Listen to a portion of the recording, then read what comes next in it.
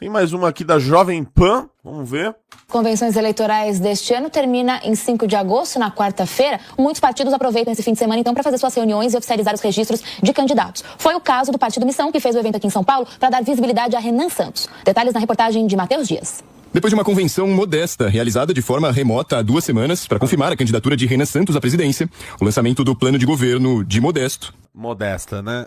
Deixa eu explicar uma coisa, pessoal. Tudo aquilo que vocês veem de eventos políticos, convenções, aquilo lá não é oficial, tá? Aquilo lá, eles fazem a reunião online poucas horas antes, dão ok, manda pro TSE e faz um evento festivo, entendeu? A gente fez o online dia 20 e deixou a festa pra hoje. Basicamente todo mundo faz isso.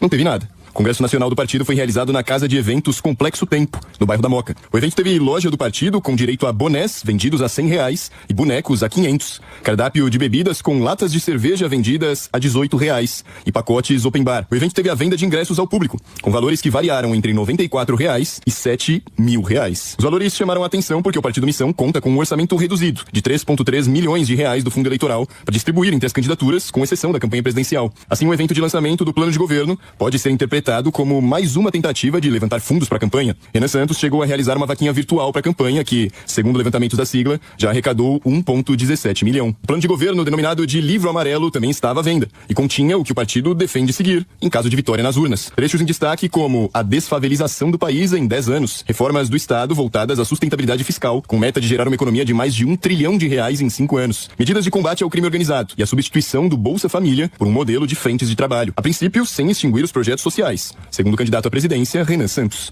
Quem não tem condições econômicas de cuidar da sua própria família, não tem uma cidade que dispõe de atividade econômica. E quando eu circulei pelo interior do Brasil, especialmente todo o Nordeste, toda a região Norte, não há atividade econômica. O Bolsa Família se torna o último recurso que a família tem para continuar subsistindo. E nós não somos pessoas cruéis, muito pelo contrário, essas pessoas nós vamos manter os programas sociais. A questão é que haverá, por parte do governo federal, uma intenção, uma força ativa em levar desenvolvimento econômico, especialmente para essas regiões. As pautas prioritárias da campanha, porém, partem da área fiscal e segurança pública. Agenda fiscal, uma reforma fiscal que retire o Brasil da rota de colisão. O Brasil está quebrando, o Brasil tem uma rota de dominância fiscal nos próximos 2 anos, ou seja, os juros vão explodir, vamos ter uma crise inflacionária, então nós temos que fazer profundos cortes de gastos já na transição. E maior autonomia para a polícia militar. Centenas de pessoas morrem todos os dias nas mãos do crime. Então essa eu quero a colaboração de todas. E eu espero que o Supremo e o Congresso Nacional se comportem de maneira republicana como eu me comportarei. Segundo Renan Santos, o partido deve apresentar ainda um candidato ao governo de São Paulo, mas o anúncio deve ser realizado apenas na semana que vem. Um dos principais nomes na legenda, o deputado Kim Kataguiri, recentemente desistiu de concorrer ao governo paulista e vai buscar a reeleição ao Congresso. O deputado que defendeu que uma das principais medidas para se diminuírem os gastos federais é mudar as regras para emendas parlamentares. Quanto mais o parlamento aprova medida de arrecadação, mais aprova imposto, maior a receita para transformar em emendas nos seus estados. Nós vamos mudar essa lógica. As emendas vão ser uma porcentagem das despesas livres, discricionárias. Ou seja, em vez de ser quanto mais imposto você cria, mais emenda você tem, vai ser quanto mais gasto obrigatório você corta, mais emenda você tem. Durante o evento, a legenda também oficializou os candidatos aos governos estaduais, até o momento, em 9 unidades federativas. Gesualdo Almeida volta aqui com a gente para comentar esse assunto. Gesualdo, com esse prazo terminando já na quarta-feira, agora a corrida de fato é para fechar esses vices nas chapas e sacramentar as últimas alianças.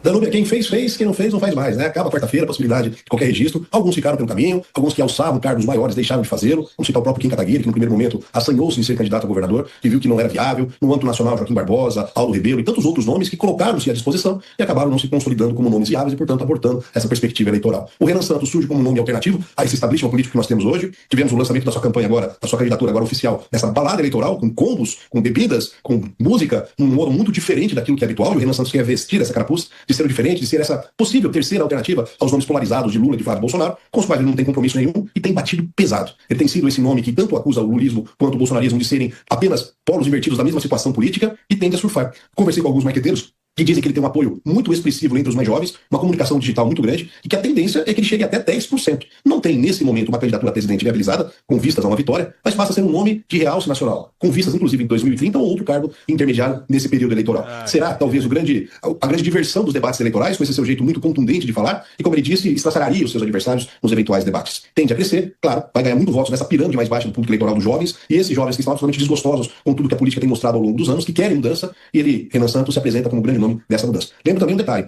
o Movimento Brasil Livre começa lá em 2016, 2017 com o enfrentamento ao governo Dilma, se consolida, entretanto, com nomes em partidos políticos que não são alinhados necessariamente com eles, e agora conseguiram lançar um partido, Missão, o que Jair Bolsonaro, quando era presidente da República, não conseguiu. Mostra, portanto, o engajamento. Vamos lá, né? Algumas coisas legais, outras, né? A balada do combo, né? Tipo, mano, pelo amor de Deus, assim, só vendia cerveja no evento. Uma união muito grande desse movimento, agora partidário. Depois, alguns dizem que pode ter 10. Meu amigo, as últimas 2 pesquisas ele já pontuou isso. 7,8 na Atlas, 9 na Real Time. Pelo amor, meu. E com um nome a candidato a presidente da República e 9 nomes candidatos a governo do Estado. Todos ainda sem grande expressão ou possibilidade nesse momento, mas se tornando uma viabilidade a essa polarização política que enfrentamos. Gesualdo, queria insistir nessa questão do Renan, porque entre alguns objetivos que ele traçou, por exemplo, redução de homicídios em menos de 10 mil por ano, garantir que o juro não ultrapasse os 6% no Brasil, que nenhum estado brasileiro tenha mais gente no Bolsa Família do que no trabalho formal ao final do governo dele, entre outras citações, propostas que ele apresentou. E até acabar com favelas, ele falou que teria um prazo, né, para acabar com as favelas aqui no Brasil. São propostas que parecem, de algum modo, distantes da realidade nesse primeiro momento. E outro ponto que chamou a atenção foi que ele disse, vamos matar quem roubar. Esse tipo de discurso, ele vai funcionar para essas classes mais jovens, que têm demonstrado esse apoio a ele nesse momento, Gesualdo? Porque é um discurso bem pesado, né? Eu queria morar nesse país, nesse livrinho amarelo, de capa amarela, que está sendo vendido, inclusive, como sendo o grande país do futuro. É muito difícil a realização. É discurso, né, Renato? São promessas. Promessas, quanto mais longe, dizia Fernando Pessoa, quanto maior for a possibilidade de sonho, maior serão os atingimentos das pessoas, né, a concepção desses sonhos. Por exemplo, vamos pegar uma fala dele. Juros a 6%. Ele se esquece, entretanto, que a Constituição Federal, quando foi criada em 88, limitava lá no artigo 192, o parágrafo 3º, que eu usei muito quando advoguei na área bancária, a limitação de juros em 12% ao ano. Era a previsão constitucional, que nunca foi aplicada, sob o argumento de que faltava regulamentação. E que depois, durante os governos do PT, esse artigo 192, parágrafo 3º, foi extirpado da Constituição por emenda constitucional. Não é fácil enfrentar o mercado com juros de 6%. Aliás, limitar o juro em 6%, o Brasil deixa de ser atrativo, inclusive, para inversões e investimentos internacionais. Falar que bandido morto, nesse discurso dele, bandido morto, bandido bom é bandido morto, que vai matar quem roubar, é um discurso que vem ao encontro dessa onda azul da América Latina. Todos esses candidatos da direita que venceram eleições na Colômbia, na Bolívia, recentemente no Peru, vieram com esse discurso muito forte de combate à criminalidade, pagando olho por olho, dente por dente, como se nós voltássemos à época medieval. E isso, aos olhos de uma juventude que está absolutamente alheia ao mercado de trabalho, que tem dificuldade de melhoria profissional e que está à mercê da criminalidade, pode ter... Ai, meu Deus do céu, cara. Quanta bosta, quanta merda. Deixa eu te falar uma coisa, meu caro. Se você quer viver no país do livro amarelo, então eleja Renan Santos, presidente do Brasil, cara. Veja só, a gente quer um livro de propostas. Coloca metas para isso, né? Do que poderia ser feito em coisa de 4 anos, de 10 anos no caso de desfavelização. E o cara diz, eu queria morar no país desse livro. Que bom que você queria morar no país desse livro. Então, coloque Renan Santos na presidência da República, que o que tá lá vai ser aplicado, será aplicado. Outra coisa, ele falou... não pode limitar os juros porque geraria a falta de investimento estrangeiro, cara. Meu amigo, se você vai comentar alguma coisa na TV, você tá aí na Jovem Pan, eu trabalhei na Jovem Pan por quase um ano, você ao menos pesquise as coisas pra não falar besteira e não passar vergonha. Ninguém falou em limitar os juros ou abaixar os juros na marretada, mas falou que em 4 anos o objetivo é que os juros caia. Oh, meu Deus! Que fala absurda, né? Que fala fora da realidade, não é mesmo? Falar que os juros tem e vai abaixar durante um governo Renan Santos. Por quê? Porque ele vai cortar gasto. A partir do momento que ele passar a PEC da transição, que ele está falando qual é, que ele está debatendo abertamente em todo o período pré-eleitoral e eleitoral futuramente, fala o projeto, fala qual é, fala o que ele faz, fala a economia que gera. Ué, você quer mais o quê, cara? Assim, primeiro, vá pesquisar, por favor, antes de falar besteira na televisão, beleza? Teve também um comentário, eu vou responder os IVPix em instantes. O Antônio Tabet tweetou: o Renan Santos, fundador do MBL e candidato do Partido Missão, está fazendo exatamente o que Romeu Zema e Flávio Bolsonaro deveriam fazer, mas o rabo preso não deixa. Radicalizar o discurso para fincar a bandeira no imaginário da candidatura antissistema. Ser franco-atirador nos dias de hoje pode ser providencial para quem corre por fora, ainda que a postura cobre um preço mais para frente. Nesse cenário, Lula e Caiado, da velha política, deveriam se portar como os adultos na sala e deixar a briga rolando no play. Agora o resultado disso, numa sociedade polarizada, digital e cada vez mais ignorante, ninguém sabe. Basicamente assim, tá? Por que eu coloquei esse tweet aqui pra vocês verem, né? Que ele está falando que Renan Santos está fazendo o que Flávio Bolsonaro e Zema não fazem, que é um discurso firme e radical. E olha só quem fez também e está falando sobre isso, tá? É o Paulo Figueiredo. O Paulo Figueiredo, galera, ele adora dizer que ele é só um jornalista, que ele é só um comentarista político e tal. Beleza, ele é um jornalista, tal, é um comentarista político, mas ele também é um agente político e ele atua, sim, na campanha de Flávio Bolsonaro, né? Ficou lá do lado do Flávio Bolsonaro, em coletiva, articula pra ele no exterior, é um membro da campanha, né? Ele tenta colocar, às vezes, não, eu sou só um comentarista aqui de fora. Não, você é um membro da campanha. Mas vamos lá. Ele é um cara que eu reputo uma inteligência a ele, né? Apesar de discordar aqui das coisas que ele fala, principalmente desse alinhamento ao bolsonarismo que ele tem e tudo mais, enfim. Ele disse o seguinte, tá? Ele tá fazendo a crítica à campanha do Flávio Bolsonaro, falando o seguinte: Pergunto-me se os gênios estrategistas que inventaram esse papo de jogar o Flávio Bolsonaro para o centro, acenando para pautas feministas, estão acompanhando alguma coisa da política do Reino Unido. Spoiler, não sabem nem apontar o Reino Unido no mapa. Ele diz, né, que... Eu vou ler o texto dele, depois eu vou comentar, tá, rapaziada? Deixa eu explicar o básico em 2 minutos que você precisa saber. Durante décadas, a política britânica foi dividida entre trabalhistas e conservadores, uma direita aristocrática, limpinha e bem comportada. Até que surgiu o radical maluco, Nigel Farage, e bagunçou todo o tabuleiro. Farage passou anos no Partido da Independência do Reino Unido e fez o impensável e impossível. Forçou a realização do referendo do Brexit em 2016 e tirou o Reino Unido da União Europeia. Depois criou o Brexit Party e transformou tudo no atual Reform UK, um partido de direita nacional populista chamado de extrema-direita pela mídia, claro. O efeito foi devastador, o Reform engoliu e destruiu os conservadores tradicionais. Hoje o Reform UK vive empatado ou à frente dos trabalhistas nas pesquisas, os dois oscilando entre 22 e 28, enquanto os conservadores estão na casa de 18 a 20 em queda livre. A direita limpinha centenária está implodindo diante dos nossos olhos e pode simplesmente deixar de existir. Aí entra a surpresa, Rupert Lower. Ele foi eleito deputado pelo Reform em 2024, mas rompeu com Farage, dizendo que o partido havia se tornado moderado demais e traído as causas originais. Fundou o Restore Britain. É um partido ainda mais à direita, que passou a ser chamado de extrema-direita e que deslocou a janela de Overton de forma brutal. O partido tem poucos meses de existência formal, já está abocanhando um percentual cada vez mais respeitável dos votos no Reino Unido, enquanto a velha mídia, obviamente, arranca os pentelhos das calcinhas. Ele fala esses termos aqui, que ele é tiozão, né, meu? Mas aqui não tem um politicamente correto, né, mas enfim. Na eleição para o prefeito de Greater Manchester, agora no finalzinho de julho, a maior by-election da história britânica, e o primeiro teste eleitoral importante de Andy Burnham se tornar primeiro-ministro pelo Partido Trabalhista, o Restore recebeu 46.289 votos, ou 8,7%. Ficou em quarto lugar e superou os conservadores, que terminaram com 5. Em quinto, com 7,7%. O resultado acendeu um alerta entre os quadros do Reform, e muitos já entenderam a insatisfação do eleitor de direita com acenos a pautas que não fazem parte do nosso movimento. Sem esses votos, a chance do Reform vencer as próximas eleições gerais diminui consideravelmente. Hoje mesmo, porém, Lowe gravou um vídeo convidando Farage a uma união contra a esquerda, desde que a Reform retorne às pautas tradicionais e mais duras da direita, que fizeram o partido atingir o tamanho que tem hoje. Trump, onda azul da América Latina, UK, Europa, assim como foi na primeira onda nacional populista iniciada na década passada. A direita chamada bolsonarista do Brasil está inserida em um movimento global que tem, claro, algumas diferenças, mas não similaridades e, portanto, lições. Quem não acompanha o que acontece no mundo vai ficar mais perdido que daltônico resolvendo o cubo mágico. E a principal lição é clara.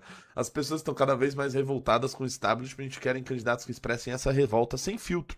Moderação e bundamolismo custam eleições, seja no Reino Unido, seja no Brasil. Aqui, rapaziada, está absolutamente claro o que o Paulo Figueiredo falou. Eu concordo em absoluto, tá, com o que ele disse.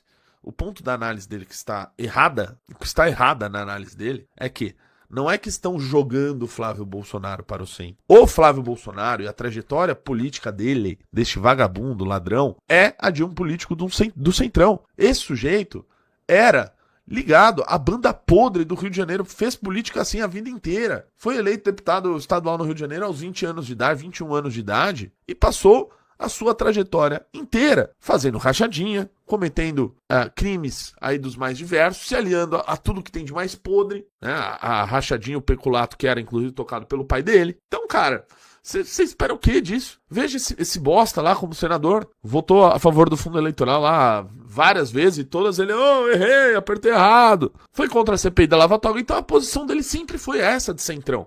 Sempre foi. Não adianta só culpar os marqueteiros. Marqueteiro, vamos lá. Marqueteiro não vai fazer milagre quando o produto é uma bosta. O produto que vocês têm, esse Flávio Bolsonaro, é uma bosta. É um incapaz. É um incapaz. Vocês tinham o Jair Bolsonaro, que, com todos os defeitos dele, que todo mundo aqui da live sabe, todo mundo sabe, o senhor Jair Bolsonaro, ao menos, ele tinha um carisma, e ele soube aproveitar o espírito do tempo do qual ele construiu, né? E soube ser o cara ali que conversava com o espírito do tempo de 2015 a 2020, 2020, a 2019, 20, e por ter esse carisma que ele tinha, ele conseguiu chegar onde chegou, chegar à presidência da República. E depois, por não ter projeto, por causa dos seus rolos do passado, vamos chamar assim, né? Por causa dos seus rolos do passado, por causa do seu filho vagabundo Flávio, ele jogou tudo isso e toda a esperança das pessoas na lata de lixo. É isso. E ele foi lá e perdeu a eleição. E vocês não aceitam isso. Aí tem que falar, não, é porque a urna foi fraudada. É porque não sei o que, a gente roubou, perdeu.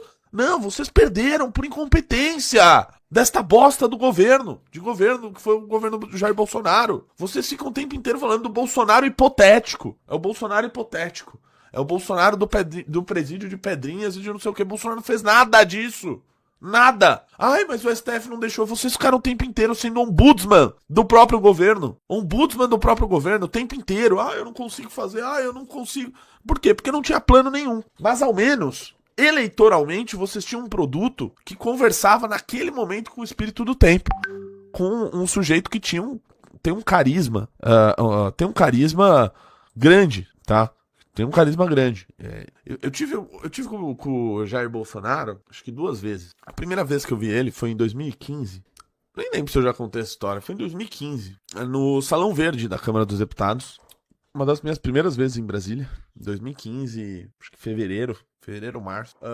E tinha um pessoal ali em volta dele e tal. Aí tava todo mundo fazendo pergunta pra ele, e ele respondendo, assim, bastante simpático. E eu lá falei, cara, fiz uma pergunta. Posso fazer uma pergunta? Fala aí, garoto, fala aí, pô. Falei, por que você falou que você queria fuzilar o FHC, tinha que ser fuzilado por causa das privatizações? Você não é a favor das privatizações? Fiz essa pergunta pra ele. Ele ficou meio desconcertado ali, não sabia muito bem como responder. Ele deu uma resposta... Não, eu tava criticando a maneira que foi feita ali, que foi vendido ali a preço de banana. Eu não fiquei muito contente ali com a resposta, né? Achei bastante... Claramente ele falou uma merda, ele era contra privatizações e depois ele tinha que se adequar ao espírito do tempo, que era pró-privatizações, certo? Aí ele, não, era uma forma. Não era, né? Talvez se fosse mais honesto dele falar, eu era contra, mas eu mudei aí, pô. Seria melhor, mas ele não falou isso. Eu fiquei meio assim e tal, né? Beleza, fui lá e tirei uma foto com ele. Eu fui até tirar foto com ele e eu me lembro disso que na hora que eu coloquei a câmera assim, tava com a luz meio ruim aí ele. Não, pô, garoto, vem pra cá aqui, ó, vira aqui que a câmera fica melhor aqui, pô, vira aqui. E tirou a foto comigo. Foi bastante simpático. Eu saí de lá e falei, pô, o cara é simpático ali, foi atencioso ali com o pessoal que tava em volta dele. Enfim, essa foi ali o meu primeiro encontro com o Jair Bolsonaro. Por que eu contei essa história toda? Pra dizer que o carisma dele era um negócio ali nítido, né, nele. Era algo... era algo que não era uma forçação de barra, entendeu? Não era uma forçação de barra. Cadê essa foto? Eu tenho essa foto aqui. Tem essa foto. Depois eu mostro aqui. Mostra a foto. Não, agora vai ser difícil de pegar. Ele tinha isso exatamente, de maneira...